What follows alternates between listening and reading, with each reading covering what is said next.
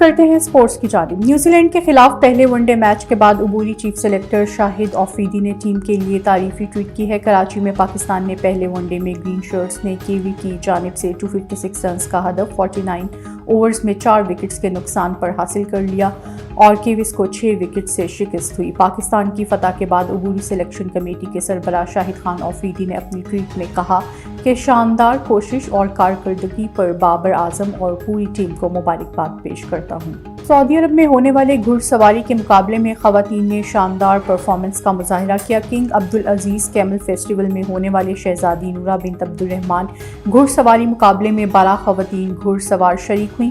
Festival کے 7ویں edition میں شہزادی نورہ بنت عبدالرحمان دوڑ کے آغاز سے قبل گھوڑوں اور اونٹوں پر سوار خواتین نے اپنی شاندار پرفارمنس کا مظاہرہ کیا۔ اس موقع پر سعودی خواتین نے لوک فنون کا بھی مظاہرہ کیا۔ شہزادی نورہ بنت عبدالرحمان دوڑ میں شرکاء کے درمیان زبردست مقابلہ دیکھنے میں آیا۔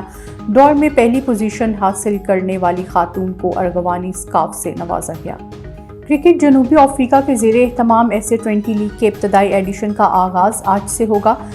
ٹورنامنٹ میں مجموعی طور پر 33 میچز کھیلے جائیں گے۔ کرکٹ جنوبی افریقہ نے اپنی نئی کرکٹ لیگ کے ابتدائی ایڈیشن کا شیڈیول جاری کر دیا۔ لیگ آج سے شروع ہو کر 11 فروری تک جاری رہے گی۔ ٹورنامنٹ میں ٹوٹل 33 میچز کھیلے جائیں گے۔ ہر ٹیم ایک دوسرے کے ساتھ ہوم اینڈ اوے سسٹم کے تحت 2 میچز کھیلے گی۔